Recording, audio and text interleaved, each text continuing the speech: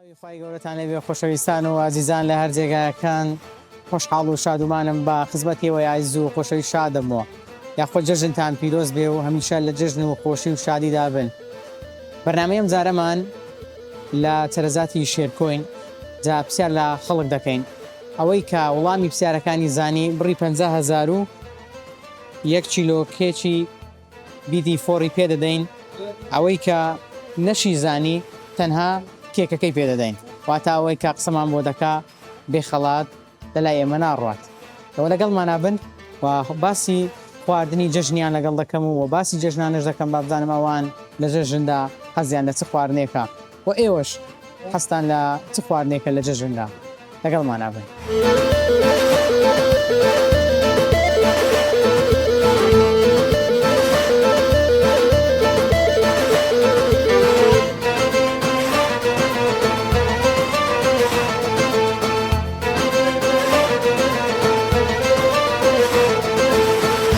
السلام عليكم. عليك السلام. يا أخو جژنتان پیرۆز بێت. لا واش بيروز بن. سلامت بێت. مامۆستا جژنتان پیرۆز بێت. بارك بالسلامة. سلامت دنیا خۆ. ڕۆژانی جژن پڕە لە خۆشی و شادی. والله. جا با باسی خواردنی دستی خانم بکەم بزانم وەسفم لەو کە چ ئامادە دەکا و حەزت لە چ خواردنەکە لە ڕۆژی جژن. والله زين شلون ئەمە لە جێژنان ئەگەر بەیانیەکەی خواردنی ئامادە نەکەیەوە دەزانین جێژنەمان نەکردیە. جا بەڕاستی خواردنی خێزانیشم خواردنیشی زۆر خۆش و بەتام ئامادە دەکا بە تایبەت ئێمە برنج و گۆشت و فاسوولێ وەکو کەلعادەی ئەو کەسێک کە ئەوەی دەکات، بەڵام بەڕاستی دەستاوی بەتامە خواردنیشی خۆشە. خواردنی خۆشە. هەڵە ئەوە لێرەوە دەرەیان وەچ پێش دەرێ خواردنت خۆشە. خوشة. ها زۆر باشە. زۆر باشە. خوا سەلامەتتان کە. زیاتر حەزی لە چی لۆ ئامادە دەکەین؟ برنج ولا برنج گوشت پێ خۆشە. یەکەم ڕۆژ دەبیسە لەگەربی خواردنەکە چی لەگەربیتن جیاوازە. ڕۆژانی جژن خواردنەکەی خەرچی هەولێر زۆری حەز لێیە. دەبیچین ولا عجلة قسي. حەزم بەس ئەوانە دەیخۆن بەڵان دەیخۆن دەکەن بەزان بخۆم خوا سەلامەت کە. ئەی ئەوانەی کە دێن گچکەنە منداڵەکان چەند جێژانیان پێ دەدەیت؟ وڵی حەسەب یعنی من بخۆم بڵێن منداڵەکان گەورەکانەوەیەکی 20,000 و ئەوی دیکە 10,000 و گسکەتر گسکە تۆ دەبێتە 5,000 زوو بڕۆن زوو زوو ڕۆن ناوانێ خۆڵ گسکەکانیش دەبینی هوردەکانەوانە 1000 ئەوانەیە. سەلامەت دنیا خوا. پرسیارێک دەکەم بڵێ ئەگەر هەردووکتان وەڵامەکەم بدەنەوە زانیتان بڕی 50,000 و خەڵاتێکی دیکەمان هەیە کە کێکێکە پێتانی دەبەخشین. با سەرەتا پرسیارەکەم لەوە بێ بڵێم کەم سەحابە یان کەم هاوڵی پێغەمبەری خوا صلی الله علیه وسلم بەڕاشکاوی ناوی لە قورئان هاتووە؟ زيد فلما قضى زيد منها وطرا زوجناكه. هاتوو سەڵێ هو صحابي والله خەم دەمێ بە تەعکیدی بامەکەم دەمێ والله هات السيدة مو ظلم زيد هذا هو هاتوا هيك كاس باورناك وەڵامەکەیان زۆر ڕاستە. زەیدی کوڕی حارث ناوی هاتووە لە قورئانی پیرۆز. ئەمە یەک لەو دیاریانەیە، ئەمە دیاری سەرزاتی شێرکۆیە و ئێمەش بڕی 50,000مان هەیە دیاری کەناڵی ئاسمانی پێیامە 100 شاتە دەری فەرموو. خوا سەلامەتتان کە یا ڕەبی. زۆر زۆر سپاستان دەکەین. هیواداری هەمیشە لە جژن و خۆشیدا بن ئینشاءالله. انشاءالله.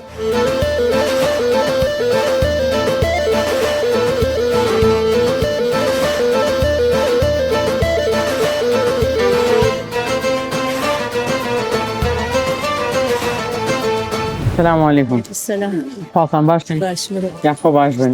جژنەکەشتان پیرۆز بوو. ججليتي شبيرة وتهمي بسرمانة. سەلامەت بیاخوا. جژنە پیرۆزی خۆ ئاڕاستی چێ دەکەی؟ والله يبرام بابي من دالا. بابی داران وێ زۆر باشە. جیران و خزم و جيران وخزمهم. زۆر باشە. لە ڕۆژانی جێژن سەردانی خوشک و برا و کەس و کاروانە دەکەن وەنیە؟ هەمویان دەکەن. هەمیان. بەڵێ. زۆر باش. ئەتوو لە ڕۆژانی جەژن چ حازر دەکەی؟ خواردن چ ئامادە دەکەی؟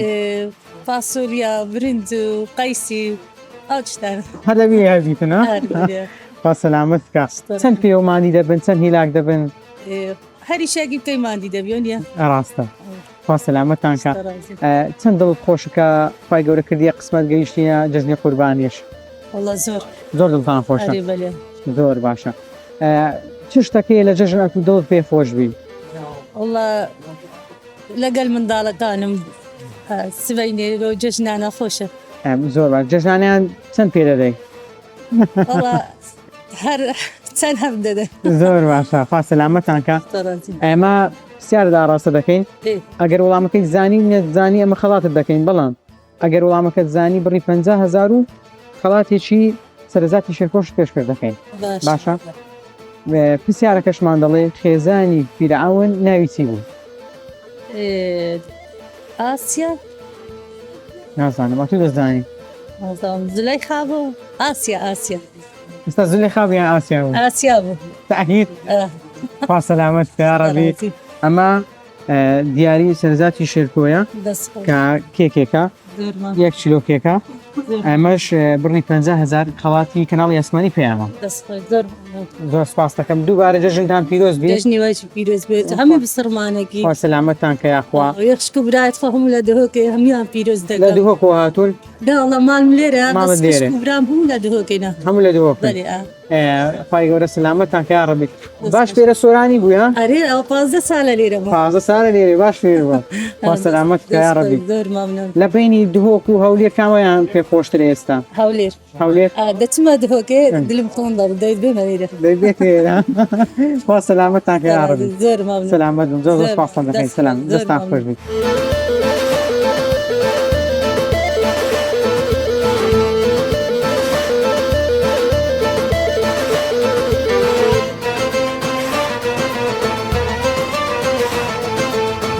السلام عليكم. عليكم السلام أخواتنا باشن. أهلا باشن أحوال سلامت يا أخوة تندرسيتان زور سپاس يا أخوة جژنەکەشتان پیرۆز بی سپاس دەکەم لە ئێوەش مبارەک بێت. سلامت بی أخوة دڵت بە چ شتێکی جەژن زۆر خۆشە ڕاستی لە جێژن کۆبوونەوەی خێزانەکان زۆر دڵخۆشمان دەکات ئەنچکە بە خۆتان دەزانن ئێستا لەو سەردەما خێزانەکان زۆرتر پەرت و بڵاو بووینەتەوە بەڵام هەوڵ دەدرێت لەو جێژنە ینی ئێمەش کوردین و بەپێی ئەوەی کە کۆ دەبینەوە میێوان و دۆست و برادەران ئەوە کۆمان هەندت بۆ دەکات میوانانە خۆشە بەڵێ دڵت بە هاتنی میوانەکان چەند خۆشە زۆر خۆشەوەڵ ئامادەکاری دەکەین زۆر باشە خوا سەلامەتتان زۆر کە سپاس. ئەی بەیانیان چی ئامادە دەکەی بەیانیان وەکو یعنی دەزانین ینی شیوی جێژن پاش ئەوەی نوێژی جێژن دەکرێت شیوی جێژن ئەو شیوە کوردەواریانەی خۆمانە برنجە فاسوولیایە یاخۆت قەیسی لێ دەنی قەیسی ئەەکەی زۆر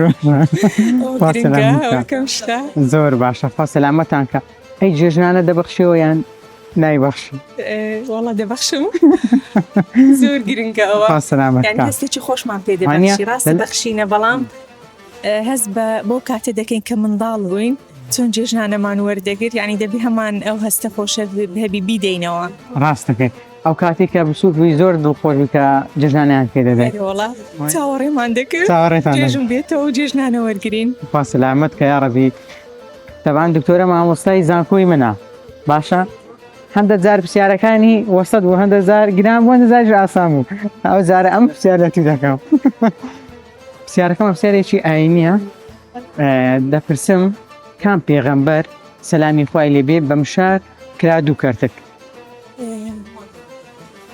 موسى عليه السلام من ئاسانکاری لۆ دەکەم موسا نییە ئاسانکاریەکی لۆ دەکەم دەتوانی موبایلەکەی خۆت بەکاربێنی بگەڕێ بزانی کام پێغەمبەر ئێستا باشە هەتا ئەتوو وەڵامەکەی دەگەڕێ ئەمە لەگەڵ ئەو کچە جوانەی گفتوگۆیەکی دەکەم چۆنی باشی ئینشاڵڵا تۆ ناوت چییە ڕەزا ئەو ناوە خۆشەی پێم بڵێ کە جێژنە ئەتوو بڵ بە چ خۆشە شمەکەت کڕیوە زەنی جێژنت کڕیە ئەفەرین جوان بوو ئەو جێژن دەیپۆشی لە جێژندا چی جێژنانە دەداتی داپیرم باپیرم دوو داپیرم ئیبابمی داکەم هەردووکیان دەمدات لەگەر ئیباپیرم هەردووکیان لەگەر داکەم لەگەر باب یاڕەوی تەمەنیان درێژ بی تەمەنیان پر خێر و بەرەکەت بی ئەو جا ئەتوو درت خۆشەوە نییە کە جێژنانە دەدەنی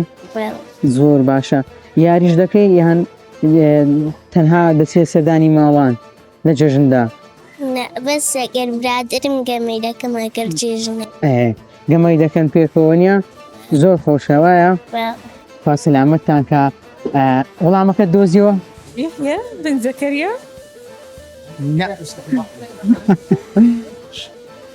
کام پێغەمبەر بوو بە مشار کرا دوکتەر کرد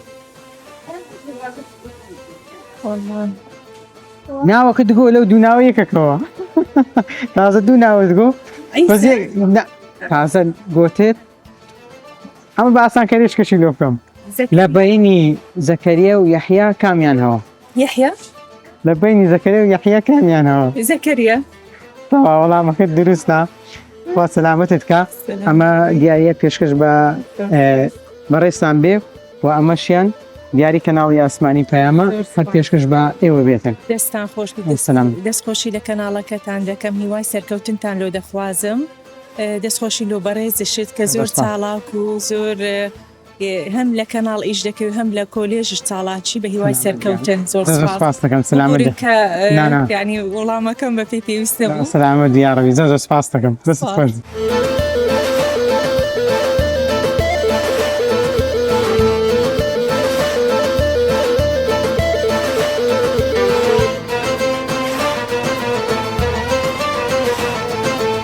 السلام عليكم. عليكم السلام ورحمة أحوالكم باشن؟ الله. ممنون زور يا أخو جژنەکەشتان پیرۆز بی. مبارك إن شاء الله. هەمیشە لە جژن و خۆشی دابن ئینشاءالله. آمين أجمعين. هەر ببینم خەندە لەسەر لێوت بی. ممنون. سلامت بی ئاخوا. سپاس.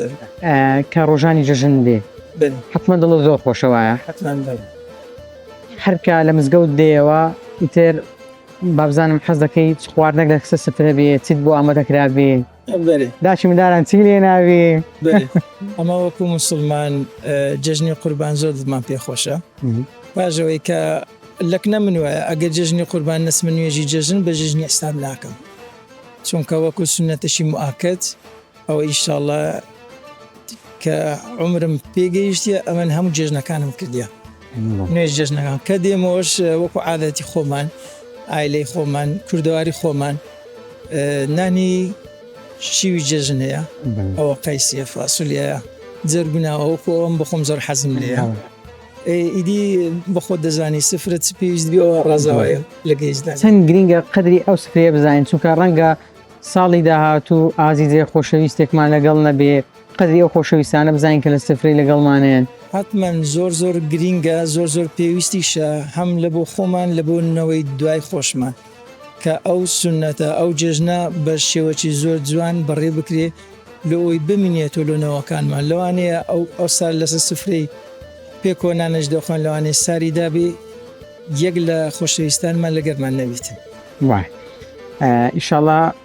لە خۆشەویستان و ئازانی خۆت دانابڕێ بەڵام هەندێک شتیشێ حقیقەتی ژیانە وایە ڕاستە زۆر باشە ئەی جێژنانە دەبەخشیەوە بەرێ جێژنانە دەبەخش زۆر باش چکۆ زۆر میوە منداڵت دڵی بۆ خۆشەوایە برێن خێزان معایلم ئیدی ئەو کاندیش بە پێی پێویست زۆر باشە با پرسیارێکی تایبەت بکەم چەند بدێ خێزان جێژنانە وەڵڵاهی دەبی لە ڕقەمەکەی برێم وەڵا ئاسایی نەشێڵێ لەکنە خۆمە من هەر دان دەمێ ئەو لە سێ مندارم هەیە خێزانم یەکەم ئەو زەمندارەکان دێ جژنانی هەموو جێژنانە شمدانی هەموو کات دەستت خۆش بێ ئینشاڵڵا بەختەوە دەبن پای گەورە سەرفراستان کە یا ڕەبی سەلامەت پرسیارێکت ئاڕاستە دەکەم وەڵامەکەی بزانی نەزانیم هەر خەڵاتت دەکەین بەڵام ئەگەر زانیت 50,000 و خەڵاتێکی سەرزاتی شێرکۆشمان هەیە هاوکاری باشی دەکەین ئینشاءڵڵا بۆ ئەوی وەڵامی پرسیارەکە بزانین یەکەم وڵات کە میوانداری زامی جیهانی کرد کام وڵات بوو ناوی چییە؟ یەکەم وڵات کە میوانداری زامی جیهانی کرد میوانداری مۆندیال ئێمە پێی دەڵێن وڵاتەکە ناوی چییە؟ مۆندیال مەکسیک نەبوو؟ مەکسیک نییە ئەوەش ئاسانکاری ئیتالیا دوو ئاسانکاری ئیتاڵیاش نییە ئەگەر هەر ناشی زانی پرسیارەکەش لۆ دەگۆڕم ئەگەر دەبی بزانم چکەوە خۆم لەو بوارەی ما هەر لە وەرزشی بەرێ نایگۆڕم مادەم ئینگلتەرانیا ئینگلتەراژ نییە ئەوە سێ خوام پێشکەشکارێکی خراوە دێنتیکسوە یەکەم مۆندیال چێ بوو ئیتالیا ئەمریکاش نییە هاوسەرت لە پشت کامیرێ دەتوانی ئاسانکاری لۆ بکە دەتوانی لە یوتیوبیش بگەڕێ لە گوگڵ عەفوەن دەتوانێت یەک ئەلمانیا ئەرجنتین ناس یەک وڵاتم پێ بڵێ با ئەمنیش خەڵات بکەم ئەم دەمێت خەڵاتت پێشکەشکەم بە ئەلمانیاکی دوا وڵام با دوا وەڵام بلازم وەڵا بەداخەوە ئەڵمانیان نییە ئەلمانی چێنرە ئۆرگوایە سەلامت کە ڕەبی ئەمە دیاری سەرزاتی شێرکۆی لێمانی قوڵکەی زۆر سپاس دەکەم دووبارە جەژنتان پیرۆز بی ئینشاءڵڵا هەمیشە زەردەخەنەوە خۆشی لەسەر لێتان دەبیتن خوا سەلامەتتان کە یا ڕەبی